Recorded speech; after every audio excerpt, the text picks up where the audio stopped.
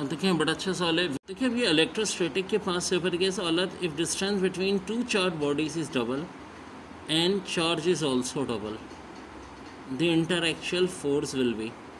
देखो charge double होने का मतलब है ऊपर टू टू ज़ा, डिस्टेंस डबल होने का मतलब है नीचे टू का स्क्वायर, तो अनचेंज आ जाएगा। Capacitance of capacitor depends upon distance between the plate, बिल्कुल करती है। एरिया ऑफ द प्लेट बिल्कुल करती है। डाइलेक्ट्रिक यूज बिटवीन प्लेट बिल्कुल करती है। तो आंसर हो जाएगा all of the above. Which relation is not correct? अच्छी एमसीक्यूज है जी। तो ampere equal to coulomb per second, ये तो होती है जी। Volt equal to coulomb per second, ये नहीं होती जी, तो ये इनकरेक्ट है। Which quantity can be measure in unit of joule per coulomb? तो जी ये बड़ा अच्छा सवाल है। जूल पर कूलम में किसको मेजर करते हैं? पोटेंशियल डिफरेंस को। Two capacitor of 5 and 10 are connected in series, the total capacitance is. Well series में तो अब क्या होगा भाई, इनका प्रोडक्ट लो और इनके सम से डिवाइड कर दो। 5 और 10 का प्रोडक्ट 50 होता है, सम 15 होता है, तो आंसर हो जाएगा 3.3 माइक्रोफेरेड। अच्छा सवाल है। Choose the relation which is not correct.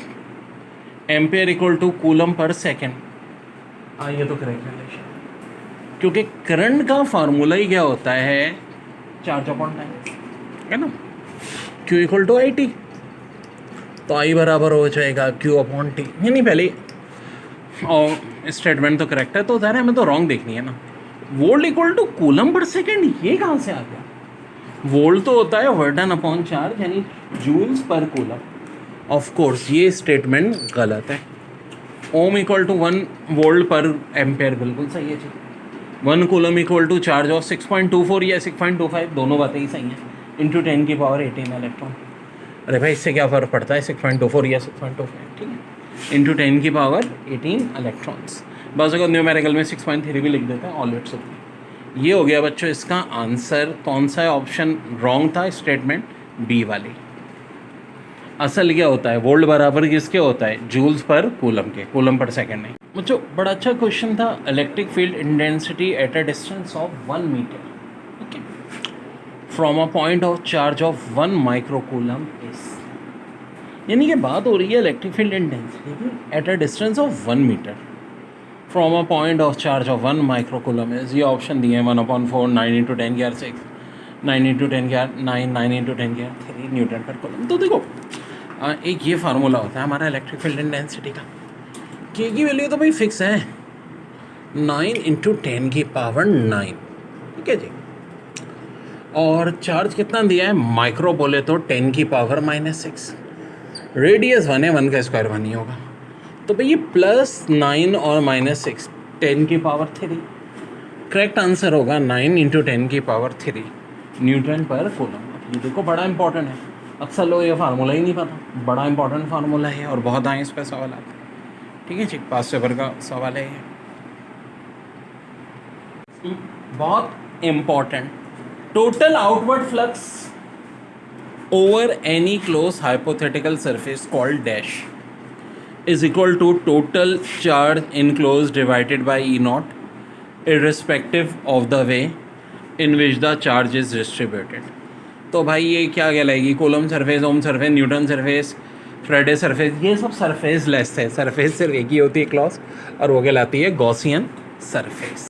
देखिए बड़ी अच्छी एमसीक्यूज है। Gauss law can be use to find electric field intensity. Option A, charge enclose in sphere. Option B, charge place between two oppositely charge plates. Option C, charge of an infinite sheet. D all of the above. तो इसका answer all of the above है भाई। Charge enclose in spare के लिए भी होता है, charge place between two oppositely charge surface भी होता है, और charge on an infinite sheet भी होता है। बड़ी प्यारा सवाल ए लेवल का इन्होंने दिया था फिजिक्स में। Charges of +2 microcoulomb and -2 microcoulomb are situated at point between P and Q respectively has shown X is midway between P and Q। बिल्कुल जी, X midway, P plus 2 microcoulomb है, क्यू माइनस 2 माइक्रोकुलम है। आगे क्या दी हुई है वर्डिक, which of following correctly describes the electric field and the electric potential at point X electric. अब ये ऑप्शन दिए हमें, ऑप्शन ए में है electric field towards Q, electric potential zero. और देखो यही आंसर होगा, क्योंकि हमेशा higher to lower potential move हो रहा होता है, तो इसको मूव्स टूवर्ड्स क्यू होना चाहिए पी से। और चूँकि x between Midway between P and Q, इसलिए इलेक्ट्रिक पोटेंशियल भी क्या होना चाहिए, ज़ीरो होना चाहिए। वैसे बाकी ऑप्शन देखें, ये सारे दिए हुए थे बी सी डी, तो करेक्ट आंसर है electric field moves towards Q and electric potential is zero. तो करेक्ट आंसर हुआ option. The diagram showed two metal plates P and Q between which there is a potential difference of 700 volt. Plate Q is earth, plate Q क्या है, वो अर्थ है और potential difference 700 है। तो diagram में भी दिया हुआ है कि पी वाली साफ दिख रहा है कहाँ में, -700 वोल्ट है, 700 वोल्ट का फ़र्क है ना। और जो डिस्टेंस है वो बिटवीन द प्लेट 5 मिलीमीटर है। कह रहे what is the magnitude and direction of the electric field at point. और भाई ये सारे के सारे ऑप्शंस दिए हमें। तो भाई इलेक्ट्रिक फील्ड के एक फार्मूला तो होता है फोर्स पर यूनिट चार्ज, एक होता है पोटेंशियल डिफरेंस अपॉन डिस्टेंस। अब मिलीमीटर है तो मीटर में कन्वर्ट करना है, तो 5 × 10⁻³ होगी। ये -3 ऊपर जाके 3 और 2 5 0 1.4 × 10⁵ और हाई टू लो पोटेंशियल जाना है, ठीक है। तो इसका मतलब डायरेक्शन होगी फ्रॉम क्यू टू पी। आए ऑप्शन में देखते हैं कौन सा है जो हमारा यही है, सी वाला 1.4 × 10⁵ Newton per coulomb from Q towards P. बिल्कुल जनाब। अच्छा एक बात याद रखो, इलेक्ट्रिक फील्ड इंटेंसिटी का एक यूनिट वोल्ट पर मीटर भी होता है और न्यूटन पर कूलम भी होता है, तो दोनों करेक्ट है। तो करेक्ट आंसर हो गया ऑप्शन सी मेरे प्यारे। Electric field strength is defined as force per unit positive charge on a small test charge. Why is it necessary for the test charge to be small? Option A, so that the test charge does not distort the electric field. Correct answer यही है। अच्छा बाकी option भी देख लेते हैं। So that the force on the test charge is small. No जी, इससे कोई ताल्लुक नहीं है। So that the test charge does not create any force on nearby charges. So that the Coulomb's law for point charge is obeyed. तो correct answer था option है। मैंने पूछा क्या था एक बार फिर देख लें। Electric field strength is defined as force per unit positive charge on a small test tube. Why it is necessary for test charge to be small. तो करेक्ट आंसर है so that the test charge does not distort the electric. In a uniform electric field a charge of 3 coulomb, कितना charge, 3 coulomb, experience of force of 300 newton. The potential difference between 2 points 1 centimeter apart along the electric lines of force will be।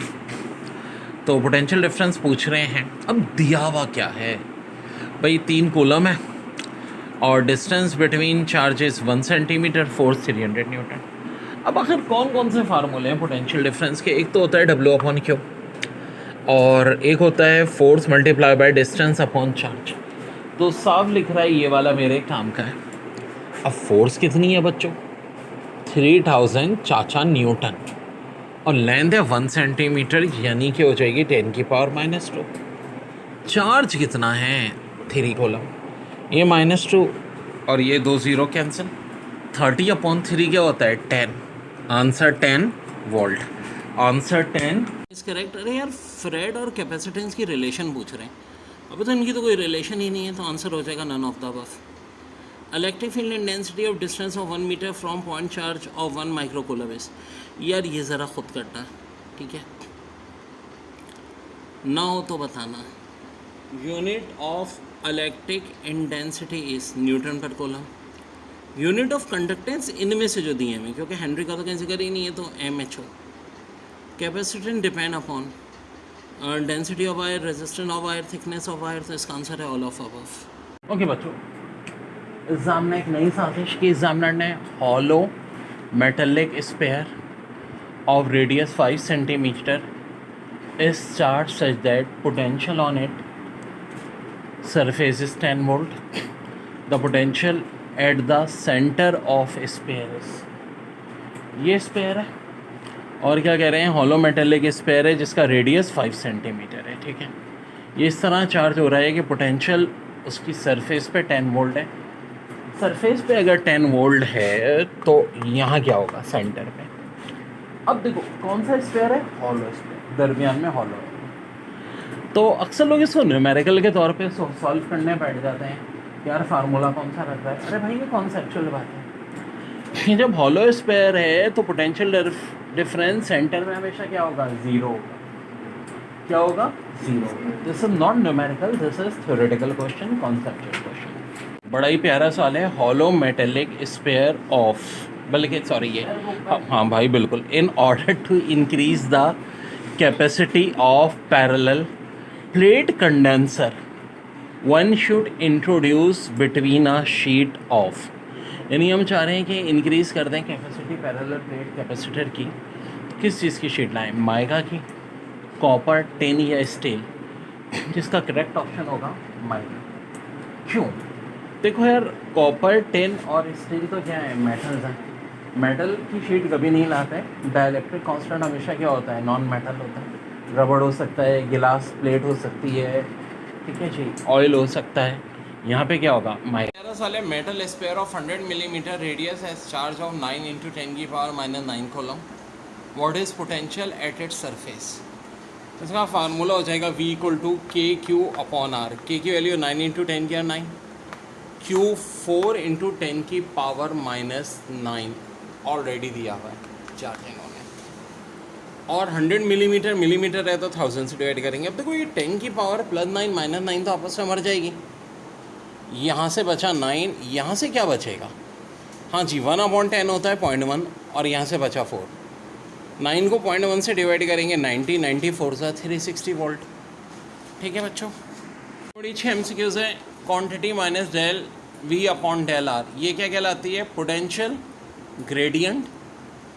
और एक और बड़ी अच्छी MCQs है, work in bringing a unit positive charge from infinity to certain point keeping unit in equilibrium is called absolute electric potential, ठीक है जो पास से भर के इंशाल्लाह सारी MCQs ही करनी है हमने। Absolute potential at a point is work done per unit charge when a test charge is move from point at infinity to point under consideration.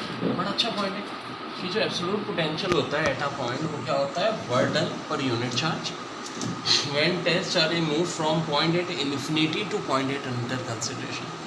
एक इन्फिनिटी से पॉइंट आ रहा है पॉइंट ऑफ अंडर कंसिडरेशन में, तो ये हमारा कहलाता है एब्सोल्यूट पोटेंशियल। वेल अभी शुरू में थ्योरेटिकल बातें, बाद में बड़े मज़े के टॉपिक नहीं है इसमें। अब देखिए वोल्टेज का एक फार्मूला था, हमने W/Q भी बताया था।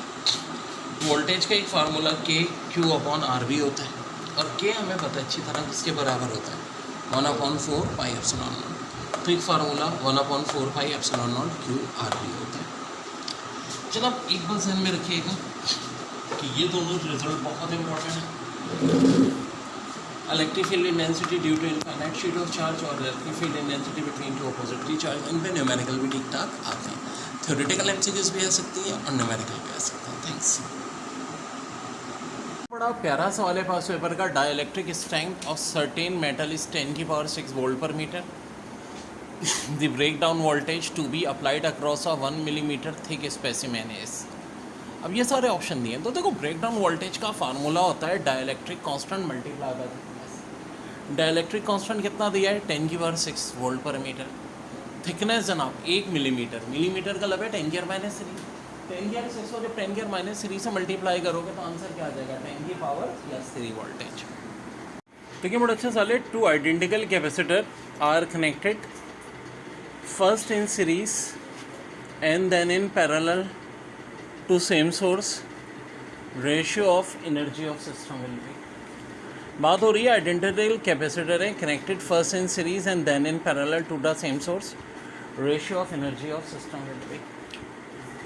कैपेसिटेंस इन सीरीज और कैपेसिटर इन पैरेलल, ठीक है जी। कितनी है, 2 हैं। तो यार देखो कैपेसिटेंस इन सीरीज़ और पैरेलल का रेशो होता है 1:n²।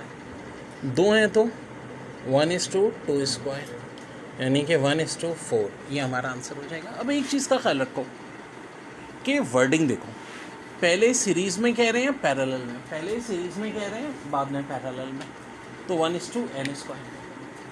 अगर ये उल्टा कहते पहले वर्ड पैरेलल लिखा होता बाद में सीरीज़, बात वही है वैसे, ठीक है।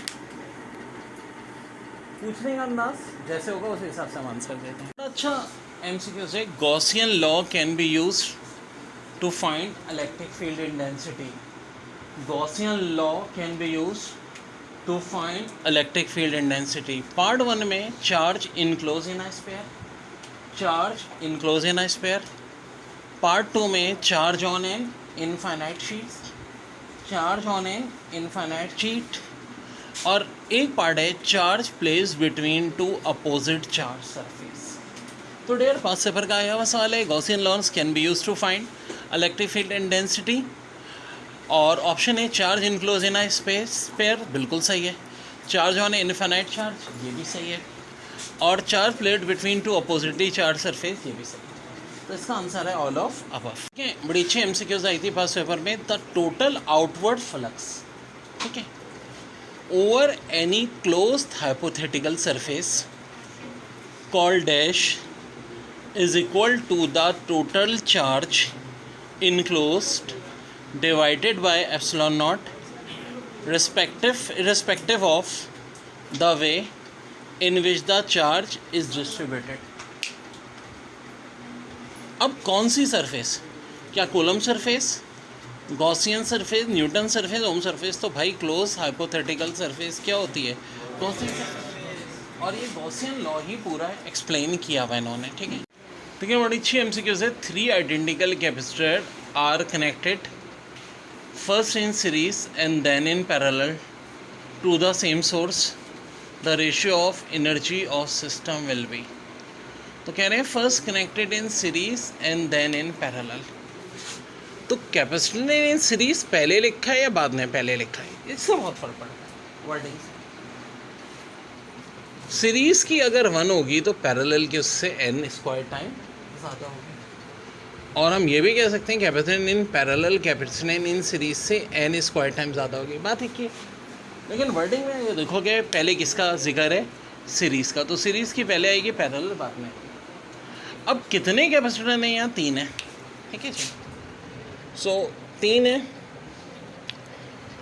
तो इसका आंसर 1:3² यानी 1:9 हो जाएगा, ठीक है जी। When an insulated dielectric material is placed, किसकी बात हो रही है, insulated dielectric material is placed in an electric field, it gets charge, remain unchanged, is polarized, none of these। तो क्या होता है जब इंसुलेटेड डाइलेक्ट्रिक मटेरियल को हम प्लेस करते हैं इलेक्ट्रिक फील्ड में, चार्ज होता है अनचार्ज या पोलराइज? तो असल आंसर है पोलराइज। कह रहे हैं voltage of capacitor is 60 volt, then what will be the voltage of diamond is present as dielectric? Less than 60, 60, more than 60, तो लेस देन 60। मैं बार बार बता रहा हूँ, जब भी डाइलेक्ट्रिक कांस्टेंट आता है फोर्स, इलेक्ट्रिक फील्ड इंटेंसिटी और वोल्टेज कम हो जाता है। एक चीज़ है जो बढ़ती है और वो है कैपेसिटेंस। कह रहे हैं flux passing through an area does not depend upon change in close, medium, shape of hypothetical surface both A and C। तो इसका करेक्ट आंसर है shape of hypothetical surface।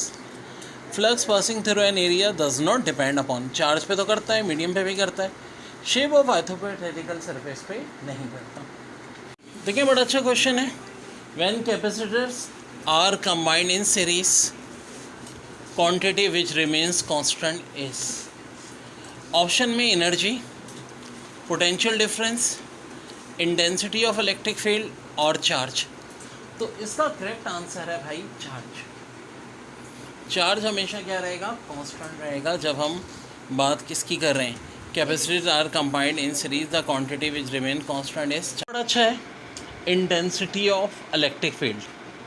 Option A decrease inversely has square of the distance, increase directly has a square, increase rapidly by increase the distance, decrease inversely with the distance. So इसका correct answer है decrease inversely has square of the distance. क्यों भाई? इलेक्ट्रिक field इंटेंसिटी में हम कहते हैं इनवर्स स्क्वायर लॉ की रिलेशन है। E1 अपॉन E2 का रेशो क्या होगा? उल्टा होगा, यानी E1 ऊपर है तो R1 स्क्वायर नीचे होगा। इनवर्स स्क्वायर रिलेशन इसी को कहते हैं। और E2 नीचे तो R2 का स्क्वायर ऊपर होगा। Very very important. बहुत वक्त ऐसा सवाल आ जाता है कि वो R2 R1 की वैल्यू देके E1 और E2 का रेशो आपसे पूछ सकते हैं। जैसे कि R1 आपको दिया हुआ है 3, तो हम 3 का स्क्वायर ले लेंगे। R2 दिया हुआ है 4 का स्क्वायर ले लेंगे। तो इलेक्ट्रिक फील्ड इंटेंसिटी का रेशो क्या आ जाएगा? 4 का स्क्वायर 16, 3 का स्क्वायर 9, यानी 16 अपॉन 9। ऐसी हर रिलेशन को हम इन्वर्स स्क्वायर लॉ कहते हैं, जिसमें अपोजिट रिलेशन हो स्क्वायर की, इन्वर्स भी और स्क्वायर भी। फिर है particle carrying a charge of 10⁻⁻⁶ coulomb start from rest in a uniform electric field of intensity 50 volt per metre. Find kinetic energy require when it has move by 1 metre. तो simple सी बात है भाई, जब VI 0 होता है kinetic energy और वर्डन आपस में इक्वल होते हैं। ठीक है, काइनेटिक एनर्जी वर्डन इक्वल है तो भाई काफ़ी आसान हो गया। वर्डन होता है force into displacement, kinetic energy भी यही हो जाएगा फोर्स इनटू डिस्प्लेसमेंट। आखिरकार फोर्स क्या होती है? फोर्स होती है charge into electric field intensity. Charge दिया है 10⁻⁻⁶ और E दिया है 50, मल्टीप्लाई किया 5 × 10⁻⁵, ये आ गई हमारी फोर्स। फोर्स को डिस्प्लेसमेंट 1 मीटर से मल्टीप्लाई कर दो, आंसर आ जाएगा 5 × 10⁻⁵। There is an electric field E along x direction if the work done in moving a charge 0.1 coulomb through a distance 2 meter along a line making an angle 60 degree with the x-axis is 6 joule. The value of E is। यार देखो बात सुनो, वर्डन दिया हुआ है, electric field intensity दी हुई है, charge कितना दिया है? 0.1 कॉलम। और क्या दिया है? डिस्टेंस, जिसे डी या एस से जाहिर कर सकते हैं। कितना दिया है मेरे भाइयों? 2 मीटर। और थीटा 60 डिग्री। मेरे बनाए हुए कुछ अपने फार्मूलों में से एक बड़ा अहम फार्मूला है W = EQ DIS, एक ही बात है, cos थीटा। ये हज़ारों अलहम्दुलिल्लाह फार्मूले बनाए हुए बच्चों आप लोगों की खातिर। और W की जगह 6, E वैसे ये 0.1। देखो cos 60 भी हाफ होता है, 2 और हाफ कैंसिल, 0.1 को उधर ले जाके 6 से डिवाइड कर दो, आंसर 60 न्यूटन पर कूलम। अच्छी MCQ थी। Charge of mass 9.6 gram stationary on a vertical electric field 1000 kilo newton per coulomb. The number of fundamental quantum of charges carried by it is. तो जी बड़ा प्यारा सवाल है। क्या दिया हुआ है? Mass 9.6 gram on a vertical electric field 1000 kilo newton per coulomb. The number of fundamental quantum of charges carried by it is. क्या 9.6 हमारा हो गया? ये फार्मूला होता है Q = mg/E। M 9.6 है, ग्राम में तो 1000 से डिवाइड, जी उनकी मेहरबानी 10 दिया था उन्होंने। ये क्या दिया है? 1000 kg न्यूटन पर कूलम। अब देखो, जो कटता है काट दो, जो मरता है मार दो। ज़ीरो ने ज़ीरो को मार डाला। बायो लोग अच्छी तरह समझ में आनी चाहिए। 3 और 3 6, और ये आपस में मल्टीप्लाई होंगे। 10⁻8 जो ऊपर जाके -8। 9.6 × 10⁻⁻8 हमारा Q आ गया। अब नंबर ऑफ चार्जेस जब भी चाहिए होते हैं, Q को किससे डिवाइड करते हैं? E से। E बोले तो charge of electron. 1.6 × 10⁻⁹। Final answer आपका क्या आ जाएगा? 6 आ जाएगा। प्यारे, बहुत इंपॉर्टेंट 5 सेबर का सवाल। An electron is situated Midway between 2 parallel plates 0.5 centimetre apart. One of the plates is maintained at a potential of 60 volt above the other. What is force on electron? So dear, इसका formula होता है F = ∂V/∂S। अब ∂V कितना दिया है? 60। ∂S दिया है 5 × 10⁻⁻30। और कैसे भाई? 0.5 सेंटीमीटर है ना, और 10⁻⁻1 तो तब आ जाएगा जब 0.5 को 5 बनाएंगे, और सेंटीमीटर की वजह से 10⁻2 का और इजाफा कर दो, तो ओवरऑल ये 5 × 10⁻³ हो जाएगा। ये -3 ऊपर जाके +3 होता, और एक ज़ीरो की वजह से भी माइनस कम होता। फाइनल आंसर आएगा आपका 1.92 × 15 न्यूटन। इसमें कोई कैलकुलेशन में कोई इतनी प्रॉब्लम नहीं है, जहाँ होती है तो फिर वो ज़्यादा उसकी मैजिकल ट्रिक में मैं आपको बताता हूँ, ये आसान है। सॉल्व पेपर में बहुत आया हुआ है, find magnitude and direction of electric field that will counter balance the gravitational fields on a proton. तो अगर आप इंटर के माध्यम से चलो तो हमें पूरा ऐसा करते थे, let the field be E equal to M G, लेकिन यहाँ कुछ ये बात करने की जरूरत नहीं है। देखो this is the fix value. जब भी क्या बात हो रही है मैग्नीट्यूड निकालने की, जब electric field will counter balance the gravitational field, तो याद रखो हमेशा वो फोर्स कितनी होगी, 1.02 इंटू 10 की पावर -7 न्यूटन। इस रिजल्ट को आपने याद रखना है मेरे क्योंकि बच्चों इलेक्ट्रोस्टैटिक के चैप्टर से क्या क्या एमसीक्यूज पेपर में बहुत ज़्यादा आए हैं। सबसे पहले इसकी बात करते हैं। देखिए एक तो लीनियर चार्ज डेंसिटी का फार्मूला पूछते हैं, क्यू अपॉन है। स्फेरिकल चार्ज डेंसिटी का फार्मूला पूछते हैं, क्यू अपॉन ए, दायरे एरिया से डिवाइड करेंगे। वॉल्यूम चार्ज डेंसिटी का फार्मूला पूछते हैं, क्यू अपॉन वी। पूछते हैं कि के की वैल्यू क्या होती है, 1/4πε0 भी होती है, और 9 इंटू 10 की power 9 Newton metre square per coulomb square. ठीक है जी। के को क्या कहते हैं, तो एक तो इसका नाम डाइलेक्ट्रिक कांस्टेंट है, वो तो अक्सर लोगों को पता है। जो नहीं पता, दूसरा नाम स्पेसिफिक इंडक्टिव कैपेसिटी। तो ऑप्शन में ये भी आ सकता है, स्पेसिफिक इंडक्टिव कैपेसिटी, और आया भी है। इसी तरह एप्सिलॉन नॉट 1/36 पाई इंटू 10 की पावर 9, इसकी वैल्यू पूछते हैं। और 8.85 यूनिट का गौर से देखना, इंटू 10 की पावर -12, और उल्टा है, यहाँ coulomb newton per metre square है, ऊपर newton metre square per coulomb square था। क्या चाहिए। और electric field intensity between infinite sheet of charges equal to sigma upon 2 epsilon naught. और electric field intensity between two oppositely charge plate क्या होती है, equal to sigma upon epsilon naught. अब देखो ये है सर थ्योरेटिकल एमसीक्यूज भी आएंगे, इन पे न्यूमेरिकल भी आएंगे। ठीक है, अगर बात हो रही होगी इनफाइनाइट शीट ऑफ चार्जेस की, ऊपर वाला फार्मूला यूज़ करेंगे। टू अपोजिटली चार्ज प्लेट्स की होगी नीचे। इसी तरह linear charge density, spherical charge density और क्यूबिकल सरफेस चार्ज डेंसिटी पे भी न्यूमेरिकल आ चुके हैं। स्फेरिकल प्लेट कैपेसिटर का फार्मूला पूछते हैं कि कैपेसिटेंस 4/ε0 और पैरेलल प्लेट कैपेसिटेंस का C=ε0 A/D। इस पर भी न्यूमेरिकल आ चुके हैं। बेटा बड़ा है electric field lines. N electric field lines is imaginary line draw in an electric field such that direction of the target at any point represent the direction of electric field at that point, the density number of lines per unit area। definition 2-3 दफ़ा आ चुकी है। represent strength of electric field, असल में इसकी ये दो property पता नहीं क्या, electric lines of fields contract longitudinally और expand laterally। तो इसको वो ऐसे देंगे ऑप्शन में कि भाई electric lines of force, option A में दे देंगे कॉन्ट्रैक्ट लॉन्गिट्यूडली, बी में दे देंगे एक्सपेंड लैटरली, सी में हो जाएगा बोथ, डी में हो जाएगा नन। तो इसका आंसर क्या होगा, बोथ ए एंड बी। इसी तरह factors on which capacitance depend, इस पे बहुत एमसीक्यूज आएंगे।